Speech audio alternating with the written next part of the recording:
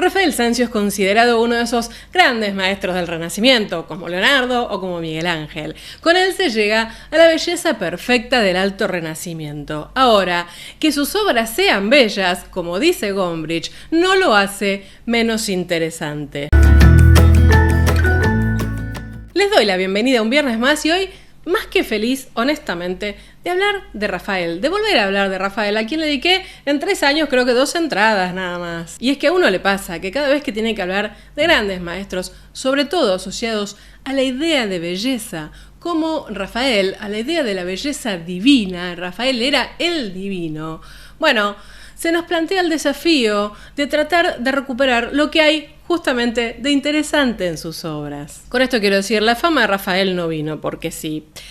¿Qué pasa? Entrados al siglo XXI, en el contexto en el que nosotros vivimos, la idea de belleza ha sido altamente trivializada, no se la piensa como concepto, o si se la piensa se lo ve hasta incluso como algo vulgar o cursi. Incluso en la historia del arte, donde muchas veces obras tan conocidas como las de Rafael se terminan trivializando. Últimamente vengo repartiendo para todos, Me calmo. Pero volvamos a nuestro centro y a la propuesta de hoy. Quiero hablar de una obra de Rafael, una solita, ni más ni nada menos que la Madonna Sixtina. A ver, y esta sola obra me va a alcanzar para tener muchas derivas, porque tenemos la obra en sí, la maestría que hay puesta en ella, la técnica y las formas de encarar una obra de Rafael, la simbología oculta, las leyendas que hay a partir de esta obra y esos famosos angelotes o putis que andan por ahí abajo que tienen ya su propia historia. Entonces créanme que hoy vamos a estar todo el tiempo haciendo pequeñas derivas a partir de esta obra y creo yo que nos vamos a entretener bastante. Además, por supuesto, vamos a recuperar fuentes. Entonces, ya mismo nos ponemos en contexto artístico. No voy a hablar hoy tanto del Renacimiento en términos económicos, religiosos, políticos, etcétera, etcétera, porque es algo que desarrollamos bastante en otras entradas que les voy a ir sugiriendo por aquí arriba. Tenemos que pensar a Rafael como parte de una generación que lleva al arte del Renacimiento a su expresión más noble. Pensemos lo siguiente, Rafael, más allá de la diferencia de edad, fue contemporáneo de Leonardo, de Miguel Ángel, de Tiziano, de Giorgione. ¿Saben lo que significa destacar entre estos nombres que mencioné? Rafael reparte su corta vida, lamentablemente, casi en 2 mitades, ¿no? Está a finales del siglo XV y a inicios del siglo XVI. Vamos a situarnos justamente en este 1500 que es una explosión de grandes maestros. Es más, pensemos que cuando Leonardo, ahí iniciado en 1500, retorna de Milán y va a Florencia, en ese momento está Miguel Ángel y en ese momento cae ahí el pequeñín Rafael. ¿Qué fecha para la máquina del tiempo? Lo que importa en este momento es que, además de Florencia, que ya ahí está casi por entrar en decadencia, desde la corte papal, Julio II, es para tatuárselo, no se olviden nunca de Julio II, es quien encara en el Vaticano, o a partir del Vaticano, grandes, acontecimientos artísticos. Y con esto hablo de arquitectura, de escultura, de arqueología, con lo cual también tendríamos que hablar de registros culturales, y se lleva a los grandes maestros del momento. Rafael, nacido en la Umbría y formándose justamente en la zona de la Toscana, será convocado ya de muy jovencito por Julio II para que, por ejemplo, trabaje en las estancias vaticanas, de los cuales nosotros hablamos aquí de un fresco que fue el incendio del Borgo. De hecho, él se traslada a Roma en 1508 y morirá allí en 1520. Aún así, le pasaron muchas cosas interesantes, ¿no? Como un cambio de papa, lo cual implicó cambios también en las estancias vaticanas, pero bueno, ese sería tema de otra entrada. Lo cierto es que Rafael, a lo largo de toda su carrera, y por suerte, dentro de su producción uno podría encontrar a muchos Rafaeles, es decir, muchas formas de belleza. Pintó Madonas a troche y moche, la verdad. Todas de una delicadeza, de una armonía, retengan el concepto de armonía que después los vamos a profundizar, de una forma expresiva, realmente muy atrapante para lo que se hacía en ese momento. En el caso de la Madonna Sixtina, que es la obra que nos va a ocupar hoy, fue de sus últimas piezas. Incluso por su datación sería la última pieza que él dedicó a representar una Madonna. Y madre mía, qué obra. ¿Qué es lo que tenemos que entender para poder abordarla? Rafael, entre los maestros del Renacimiento y un poco imbuido de las corrientes de pensamiento de ese momento, neoplatonismo por supuesto, y la idea ya teorizada por Alberti acerca de la belleza sensible, acerca de la naturaleza, logra una representación naturalista y perfecta. Es decir, tiene una gran habilidad para transmitir aquello de la naturaleza que nos aporta una belleza sensible. Les prometo que esto se va a ir explicando solo. ¿Y por qué en Rafael se sintetiza todo esto? Bueno, porque, por ejemplo, ¿no? Cuando uno recupera el trabajo de Whitcower, en donde habla de la idea de pintor que había hasta hace quizás un siglo antes de Rafael, o 50 años antes de Rafael, estaba esa idea del pintor de taller, medio artesano, medio torrante, que por ahí te cumplía o no te cumplía los encargos. Pero con Leonardo podemos decir, y con la máxima expresión en Rafael, se proyecta la idea de un artista filósofo. ¿Qué significa un artista filósofo? Alguien bien educado, racional, dotado, con gracias y virtudes. Esto es algo que queda absolutamente patente, por ejemplo, si leen en las vidas de Vasari todo lo que cuenta de Miguel Ángel, de Leonardo, pero también de Rafael, que era como el epítome de la perfección. Porque Vasari hace como un retrato literario en el que cuenta todos los modales, cómo eran sus ojos, sus expresiones. Era irreal Rafael, realmente. Y ya que les mencioné a Alberti, y hoy lo voy a mencionar más de una vez, así que les voy a dejar por aquí la sugerencia al video donde hablamos del Tratado de la Pintura. Decía yo, ya que mencioné a Alberti, un poco este artista intelectual, filósofo, educado, de buenas formas, caballero y demás, deriva de lo que Alberti había teorizado años antes, en donde él sugiere que el artista tiene que ser un hombre erudito, casi como lo era él, ¿no? Me refiero al propio Alberti, un tipo, antes que manos a la obra, un tipo intelectual. Esto lleva una idea bastante tajante, por cierto, en el que solo de la mano de un artista puro, moral, de buenas costumbres, sano, etcétera, etcétera, podían emanar obras bellas. O sea, si eras un atorrante que andaba de parranda todo el día, era imposible que hicieras una buena obra. De hecho, acá hay toda una teoría que deriva y que durante el romanticismo además se explota full de la idea del celibato, ¿no? Por ejemplo, en Leonardo, en Botticelli, en Miguel Ángel, en el propio Alberti, ¿no? Personas que nunca se casaron. Y en Rafael, que nunca se casó. Lo cierto es que con Rafael hay que hacer algunas excepciones, que ya las vamos a ir recuperando cuando veamos la pieza. Así que ya mismo nos vamos a dedicar a esta Madonna Sixtina, que está en la Gemäldegalerie de Dresde. Se entiende que esta Madonna fue un encargo del Papa Julio II para la iglesia de San Sixto en Piacenza. Se supone que como agradecimiento a la ciudad por apoyo en la campaña contra Francia. Recuerden que en este momento estamos ante una Italia, bueno, que no era Italia en sí, ¿no? Absolutamente convulsa, mucho movimiento, mucho agite, en realidad en términos militares, de guerra y políticos. Honestamente, no es el mejor momento de Italia. ¿Por qué Julio II como papa quiere algo que incluya a San Sixto? Bueno, pues se supone que era el protector de la familia de la Rovere. Rafael, teniendo en cuenta cuál iba a ser el lugar de esta obra, es decir, que va a estar elevada detrás de un altar, o detrás quizás del altar mayor, propone una pieza enorme. Estamos ante una obra de 265 por 196 centímetros. De hecho, busqué justamente algunas fotos representativas como para que vean el tamaño que tiene. Y además es importante recuperar no solamente el tamaño, sino la idea de ubicación que tenía Rafael para la obra, porque de alguna manera él lo que hace acá es como un cuadro ventana. Vale decir, tenemos como una suerte de cortina que descubre algo, es decir, le da paso a la Virgen con el niño.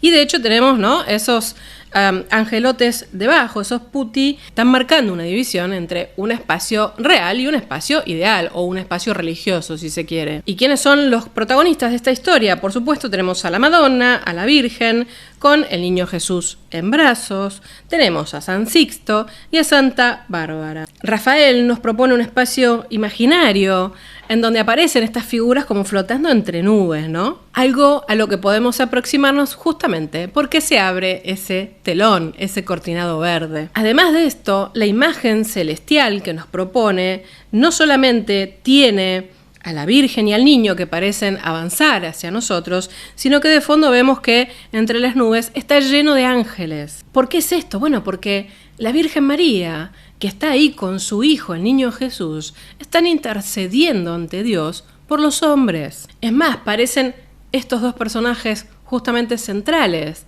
estar descendiendo hacia los hombres, motivo por el cual, claro, Rafael los pone en el centro del cuadro y son los únicos que están mirando de frente, es decir, que están interpelando al espectador. El nivel de sutileza que maneja Rafael en sus obras es así de minucioso, es decir, cómo se distinguen estos personajes de los dos acompañantes, de los angelotes de abajo. Bueno, son los únicos que tienen la mirada al frente. A la derecha tenemos a San Sixto, ¿no? Que arrodillado mira hacia la Virgen, pero con su mano derecha señala hacia el afuera, es decir, hacia nuestro mundo, hacia el mundo del espectador, como diciéndole a María: ahí está la gente, ahí está la comunidad religiosa. Santa Bárbara está a su izquierda en una posición similar a la de San Sixto, en un escorzo fantástico que integra justamente un poco los dos mundos, el mundo celestial y el mundo terrenal. En ese sentido, tanto Sixto como Bárbara son mediadores ante María, que además es la mediadora ante Dios junto con el niño, ¿no? La Virgen aquí, con esa postura y con el niño en brazos, está presentando de alguna manera a los espectadores el símbolo de su redención. Y no crean que esto es poco, porque es una idea que, ante el avance de la Reforma protestante, se va a terminar consolidando en la Contrarreforma, en el Concilio de Trento. La idea sobre todas las cosas de María como intercesora, como alguien especial en toda esta historia religiosa, algo que el protestantismo desechaba. Rafael acá se anticipa, pero vamos un poco más. Rafael en esta obra trata de una manera tan sutil la circulación de la mirada, que hace que quedemos prendidos a esa imagen y que casi no nos podamos escapar. Miremos lo siguiente: el juego de miradas entre los personajes, lo cual nos ayuda justamente a la lectura de la obra. San Sixto mira hacia la Virgen y el niño. La Virgen y el niño miran hacia el frente. Y Santa Bárbara mira en dirección a esos putti que están debajo. Cuando llegamos a ellos, estos angelotes, con su mirada un tanto distraída y traviesa que ya vamos a analizar, una postura muy especial por cierto, miran o elevan la mirada y nos llevan de nuevo a las figuras centrales que son el niño y la Virgen. Rafael, al pensar esta obra además en un lugar elevado, un poco la trabaja de Soto Insú, ¿no? La perspectiva hace que nosotros estemos desde abajo y un poco la obra nos envuelva, es decir, seamos partícipes casi necesarios de lo que se nos está presentando. Sobre esta obra, que hay 1500 estudios, muchos notaron, y creo que es bastante palpable, la mirada tan especial que tiene el niño Jesús. Y también un poco la Virgen, que parecen melancólicos, sombríos. Algunos dicen: María y el niño tienen una expresión asustada. Lo que se descubrió recientemente, analizando la ubicación original del cuadro, es que en el extremo opuesto a esta obra estaba el presbiterio y ahí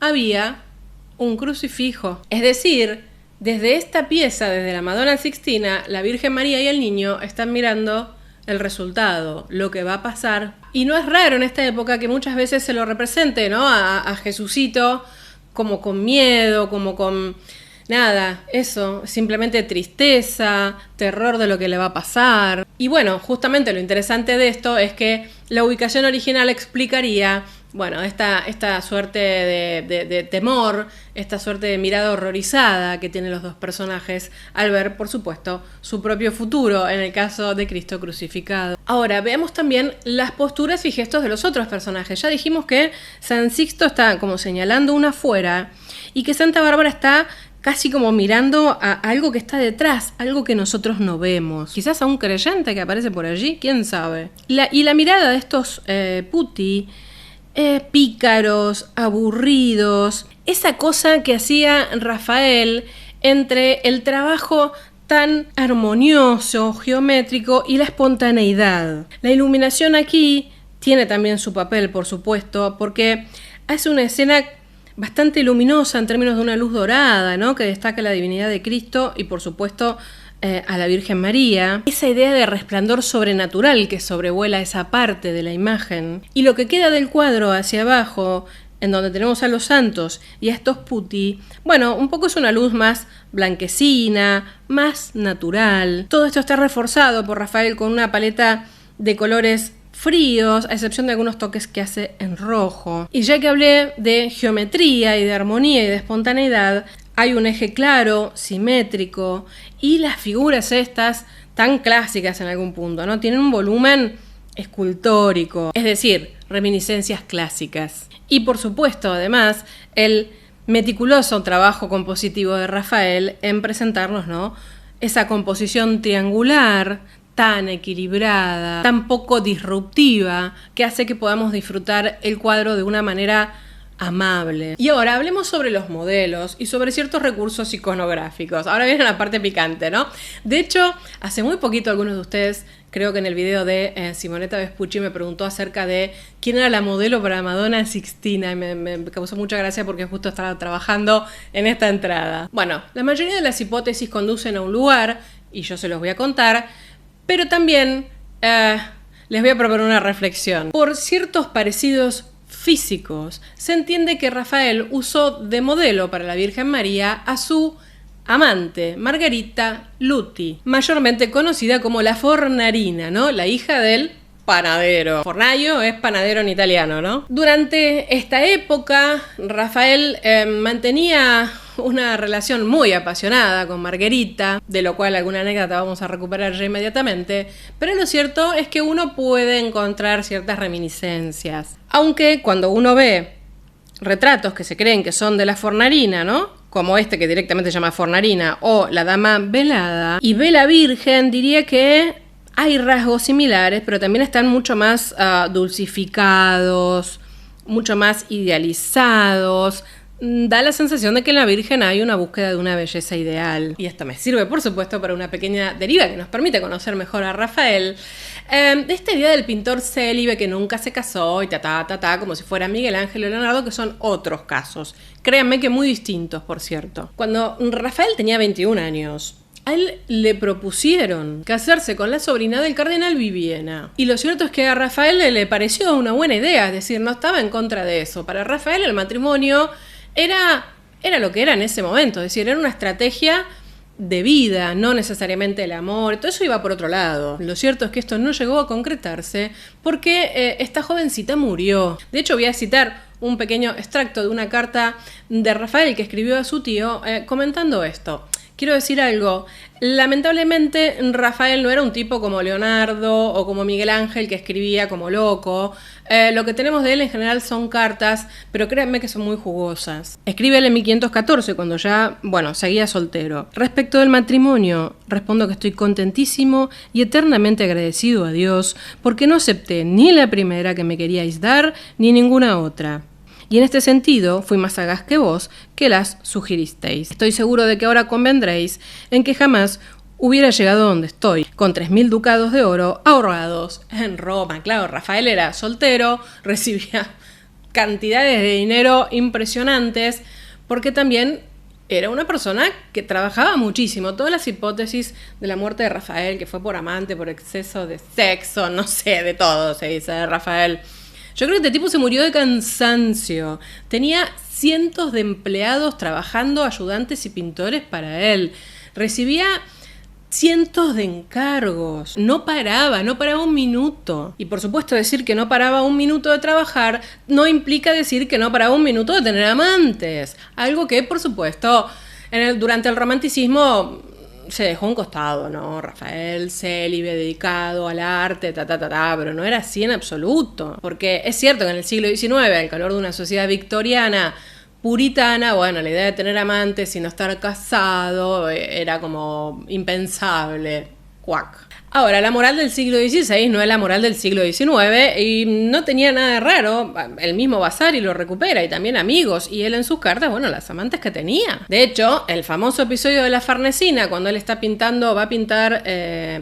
entre otras cosas, la Galatea, a lo que hoy se conoce como Villa Farnesina, es casi un clásico en la historia de vida de Rafael. Es decir, esto que desaparecía 3 o 4 veces por día para ir a ver a su amante y no terminaba la obra, al punto tal que, bueno, que le terminaron preguntando, che, ¿con quién andás? Y a la mina la instalaron directamente ahí, que sería supuestamente la Fornarina, ¿no? Se la instalaron en el palacete, cosa de que, bueno, hacé las dos cosas, pero no me deje de pintar. Y de hecho, como digo, el mismo Rafael cuenta mucho de estas aventuras de alguna manera, es decir, no había nada de extraño ni de malo en ese momento para contar estas cosas. Para cerrar la idea del primer modelo del que estamos hablando, que es el de la Virgen María, lo cierto es que el mismo Rafael, en una carta a su gran amigo de alguna manera, Baltasar Castiglione, dice, casi como la historia de Seuxis, ¿no? De esto de buscar lo mejor de las mujeres para componer un ideal. Decía yo, dice él, que no habiendo mujeres tan perfectas ni tan bellas, en este caso se refiere a la Galatea, me sirvo de una cierta idea que he formulado en mi mente. Esta frase, 20.000 estudios también y análisis y teorías, si está hablando de esta idea en mi mente como una idea de belleza neoplatónica, o, como sostiene Gombrich, que a mí me parece bastante más acertado, honestamente, da la sensación de que esta carta, cuando uno la lee completa, tiene cierto tono jocoso, ¿no? Está recuperando esta idea de la pintura antigua ideal, de que había que mirar a 10 vírgenes, jovencitas hermosas para componer una bella mujer. Y un poco él dice lo mismo, y era un recurso bastante usado también en términos retóricos, con lo cual quizás no está hablando de una belleza ideal neoplatónica, pero sí puede ser que realmente él partiera de algún modelo, como podía ser la Fornarina, pero lo trabajara desde otro lado. En ese sentido, Rafael, no me quiero ir por las ramas, perdón, pero ya lo tengo que decir, es uno de los que empieza a remitir fuertemente a la historia del arte, es decir, él abiertamente remite a que se inspira también en los maestros del pasado y en obras del pasado. ¿Se acuerdan que cuando hablamos de modelos, dijimos que había modelos de orden natural y también había modelos plásticos? Bueno, Rafael trabaja mucho sobre los modelos plásticos.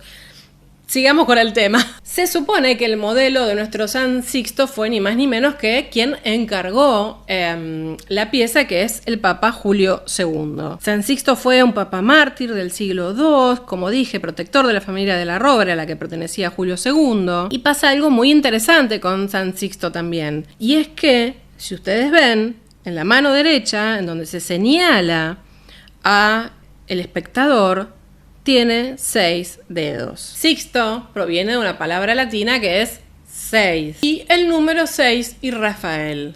Todo un caso, y ya entramos de nuevo en otra pequeña deriva. Al día de hoy no deja de ser un quebradero de cabeza preguntarse por qué Rafael, en distintas ocasiones, esta no es la única, pinta algunos personajes con 6 dedos. Hipótesis, miren, si buscan van a encontrar de todo un poco. Algunos decían que era porque el propio Rafael tenía 6 dedos.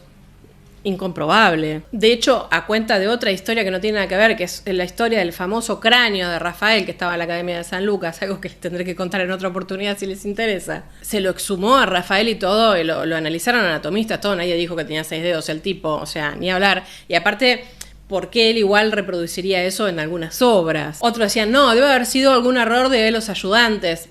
Rafael, que todo lo controlaba, no hubiese pasado nunca.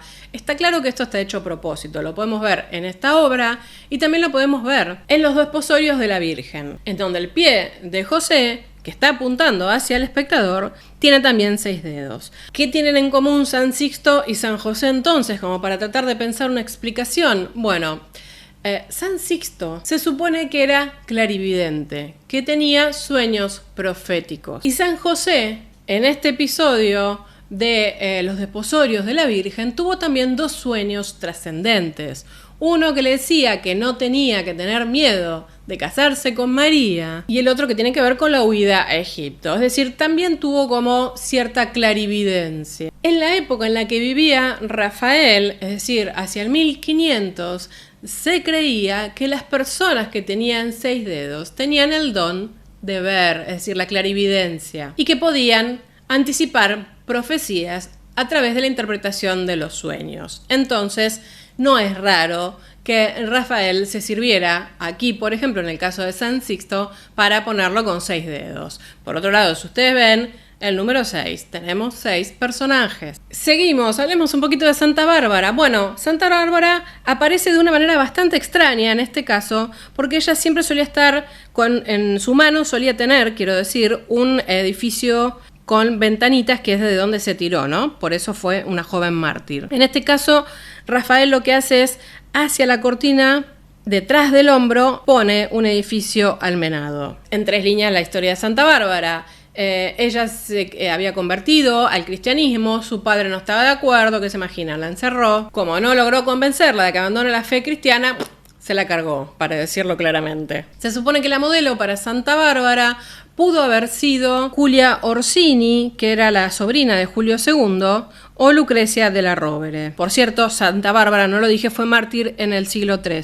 Y ahora, hacia abajo, vamos con estos putti y también algo muy interesante. Ustedes ven que estos angelotes están apoyados sobre un balaustre, es decir, como decía yo, algo que divide un espacio histórico de un espacio real, y al costado tienen la tiara papal. Por supuesto, estos putis se hicieron famosos, ¿no? Por derecho propio, porque justamente Rafael incorpora esto, ¿no? La frescura, la espontaneidad, y están claramente tan bien logrados que hasta fueron más famosos que la Mona Lisa, ¿eh? Ya desde muchísimo antes se hablaba de estos angelotes, de los cuales se hicieron 20.000 reproducciones, ¿no? Es una obviedad lo que estoy diciendo. Y en tanto personajes archifamosos, por supuesto, fueron objetos de muchas leyendas, porque ¿quién no se pregunta por qué Rafael los puso ahí? Se cuenta que, mientras Rafael estaba pintando a la Madonna Sixtina, aparecían ahí en la ventana de su taller 2 niños a mirarlo pintar. Entonces él, bueno, se inspiró y los tomó como modelos para incluirlos. Otros dicen que se inspiró viendo a 2 niños en la calle que estaban apoyados en el escaparate de una panadería,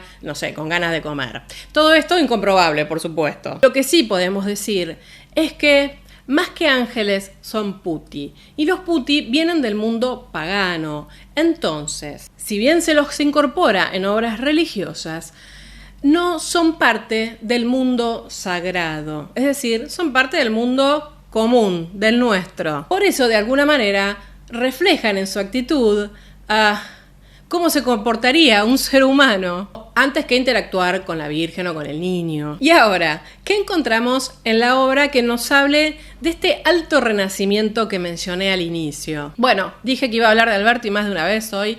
Estamos ante una obra que propone armonía.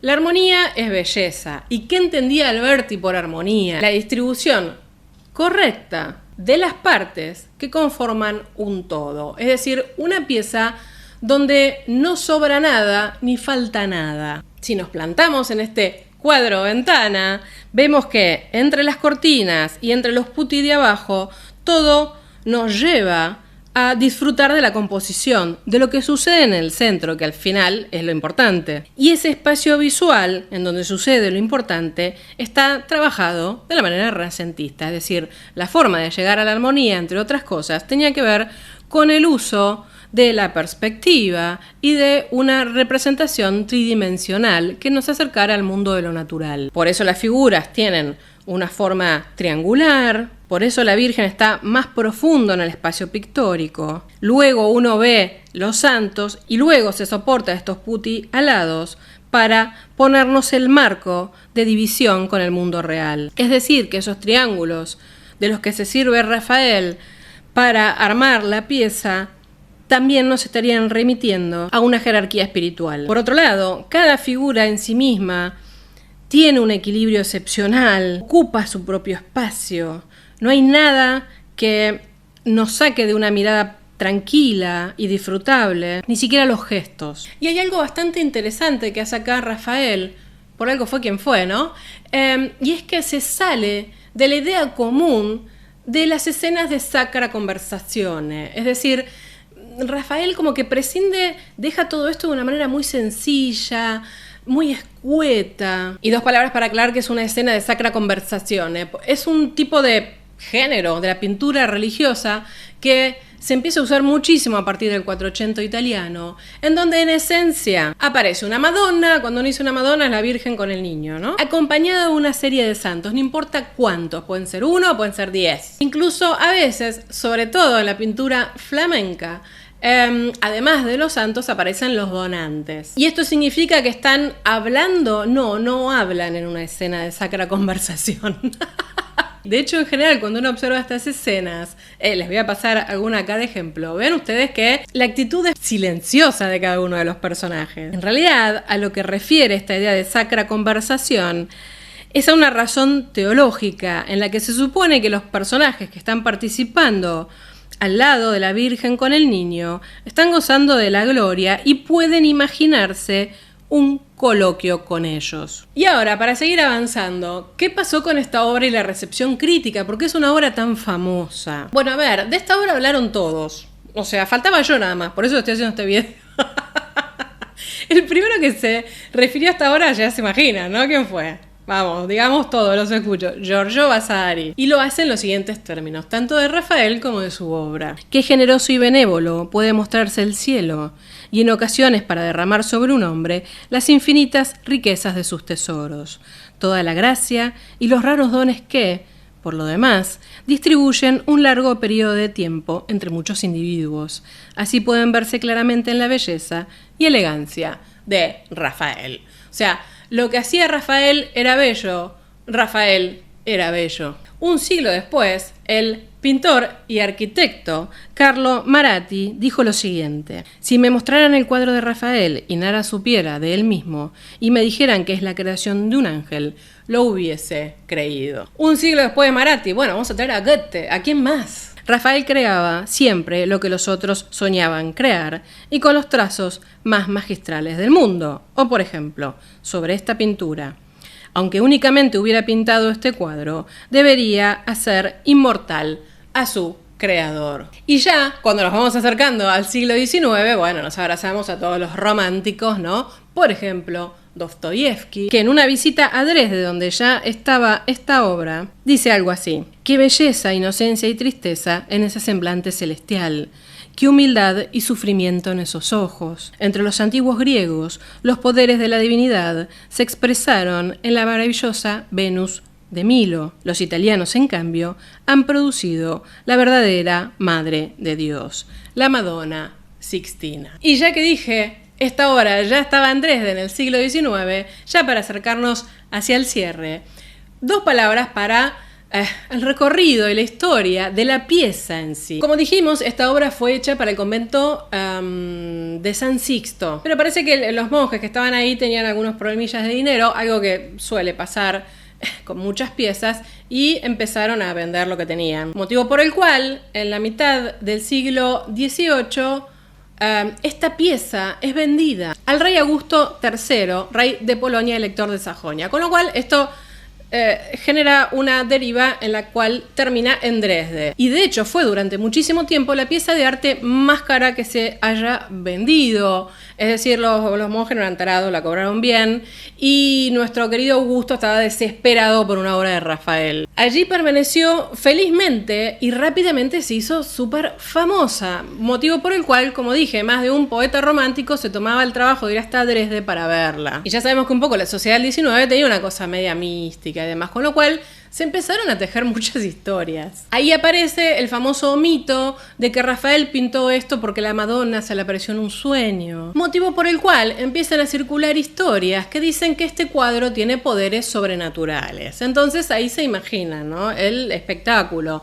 Había gente que se quedaba paralizada y entraba en éxtasis delante del cuadro, con lo cual, incluso mucho antes de la Gioconda, como dije antes, alcanzó la idea de un objeto de culto. Todo el mundo, haciendo su gran tour, se desviaba a Dresde para ir a verla. Esto fue objeto de muchísimas caricaturas y demás. Si buscan revistas de la época, es bastante interesante lo que se decía. Lo cierto es que todo discurrió feliz hasta la Segunda Guerra Mundial, en la que, por supuesto, ante el riesgo de bombardeos y demás, se la decide ocultar y la Madonna desaparece. Será rescatada por el ejército soviético hacia 1945, oculta en una mina de sal con otras tantas obras, algunas de las cuales hemos hablado en este canal, y se la llevan para Rusia. Y ahí empieza un teje y maneje hasta que en algún momento, por supuesto, se lo devuelve a la galería en donde está hoy por hoy. Igual podemos decir que según los registros estuvo bastante bien acompañada mientras estuvo ahí oculta en la mina esta de sal, porque estaba con obras de Giorgione, de Rubens y de Veronese. Entonces, para ir cerrando esta entrada, ¿qué podemos decir de todo este camino que estuvimos haciendo, un poco hablando de Rafael y un poco hablando de la Madonna Sixtina? Que obviamente Rafael logra sintetizar una pureza en su obra, muy distinto de todo lo que se veía hasta ese momento, ¿no? Es como que la Madonna con el niño viene hacia nosotros, está en un lugar irreal, pero se acerca al nuestro. Sin duda, la estrategia de Rafael de presentarnos esta escena casi como una visión es una forma quizás ideal de lo que se entendía en ese momento, de lo que podía llegar a ser una representación celestial. Y hay que decirlo, esta obra, por lo que representa, al día de hoy no deja de ser atemporal y nos deja de parecer, al menos en lo personal, bellísima. Y en cuanto a Rafael, quería traerles una pequeña cita de las biografías que hizo de alguna manera Alejandro Dumas, que me resultaron muy frescas de repasar, porque si uno está medio alejado de algún pintor del Renacimiento, del 480 o del 580, les súper recomiendo leer este librito. Si recorréis Italia y en medio de la Italia la bella Florencia, si visitáis esa espléndida galería de Uffizi, de la cual hemos de referir la historia, entrad en la sala de los pintores y allí, sobre el retrato del Perugino, debajo del de Miguel Ángel, buscad una cabeza de suaves contornos, de largos cabellos negros, de grandes ojos llenos de melancolía, de tez pálida, de cuello delgado y gracioso, como el tallo de un lirio. Cuando lo hayáis reconocido, a través de las señas que os damos, caed de rodillas, cualquiera seáis, si sois artista. Os halláis en presencia del pintor con nombre de ángel y con angélico talento. Os halláis en presencia de Rafael, pues el azar se ha entretenido a veces en armonizar en un solo parecido el genio del alma con los rasgos físicos. Hasta aquí la entrada del día de hoy, espero la hayan disfrutado tanto como yo. Me gustaría, por supuesto, que me dejen en sus comentarios qué les pareció esta obra, si aprendieron algo nuevo y si les gustaría, desde ya, que sigamos hablando de Rafael. Espero haber logrado mi objetivo, esto que recuperé al inicio que dice Gombrich, ¿no? Que la belleza no necesariamente es un impedimento para lo interesante. Ya saben, si les gustó la entrada, me regalen un like, no olviden de suscribirse al canal, les dejo mis contactos de redes para seguir interactuando por allí y gracias a todos los que me escriben y también la página web. Nos veremos el próximo viernes. Adiós.